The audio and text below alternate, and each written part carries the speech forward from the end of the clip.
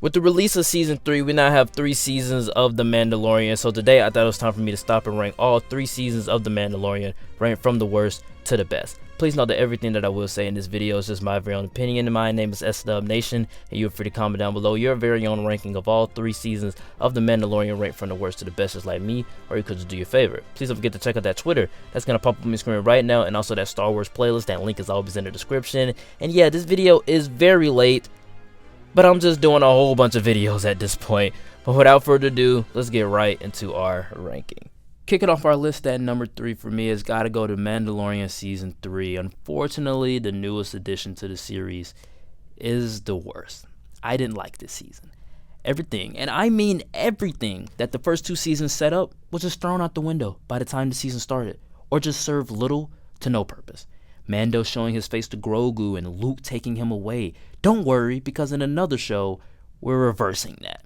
The internal conflict between Mando and Bo over the Darksaber. Don't worry, just have Mando get defeated and Bo save him. Doesn't matter, she's the true heir to the Darksaber now. Mando took off his helmet. He's no longer a Mandalorian. How will he redeem himself to the others? Don't worry, in the second episode of the season, he takes a bath. And now he's redeemed. Also, in that episode, he gets defeated, and then the Darksaber gets taken away from him. But they never addressed that until the episode before the penultimate episode to the finale. Also, Mando, a character that now has his new responsibility to reclaim his planet, leading his people with the Darksaber. Don't worry, the show isn't even about him anymore. It's about other Mandalorians now. Look, I love seeing other Mandalorians, but every single thing set up in seasons 1 through 2, those ideas, those concepts are a lot better than what we got. The season suffered from poor writing and pacing, unfortunately, because the plot didn't even need to take 8 episodes. It wasn't like an episodic season. It was set up as a story-focused season from season 1 and 2. The Mandalorians reclaimed their planet. That's huge in scale and very Shakespearean, but why does it feel so small here? Our runner-up is season 1. Disney Plus comes out swinging with something that's faithfully Star Wars, but different from the laser swords and fighter jets in space. The most interesting thing about this season is the fact that it does feel like something different. It's about a bounty hunter that finds love and companionship in this cargo that he's supposed to be delivering that turns out to be a Baby Yoda. I mean, that's not his name, and we all found out his name, but at the time, everyone just adored Baby Yoda. It was like this new baby Groot. There's something that sold merchandise all around the world, and I think that right there, that love for Baby Yoda and Din Djarin really hurt season 3 a lot.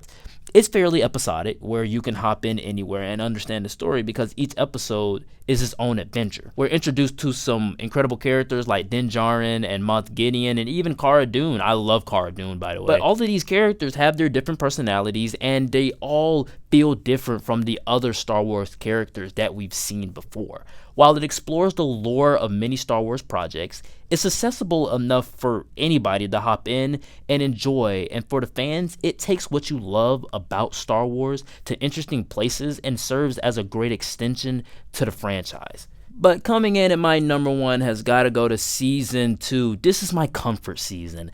During this time, we were at an all-time high in the pandemic. It felt wonderful to have Disney Plus release this season.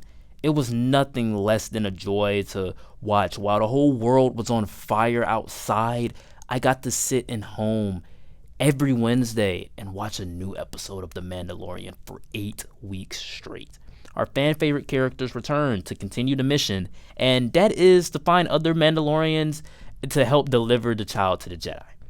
It's a simple story. That's it. 8 episodes, stretch this out. Boba Fett returns. Bo-Katan and even Ahsoka are thrown into the mix. Admittedly, this is the most accessible Mandalorian season because mostly all of the characters that I mentioned here are just fan service. I mean, Bo-Katan is played by the same woman that voices her in the Clone Wars and Rebels. Ahsoka is just brought into it, and I've never seen Clone Wars. I'm not a big Ahsoka fan, but dude, her episode was incredible. And obviously, Boba Fett coming back from the prequels, same actor, all of that worked for me. And this season barely even has a plot, but ironically, it's the best to me because the journey is the plot. Mando has to do a task for a character to get info so he can move on to the next checkpoint, almost like a video game. Mando Season 2 may not have the most thematically rich storytelling, but once you get into the finale, the big emotions of Grogu seeing Din Djarin's face, or Mando claiming the Darksaber by defeating Moff Gideon, and freaking Luke Skywalker, there's just no competition. This is the single best piece of content Disney Plus has ever produced, and I even think that the finale of this season is the best piece of content that Disney Plus has ever put out. It's the best episode of anything Disney Plus ever made.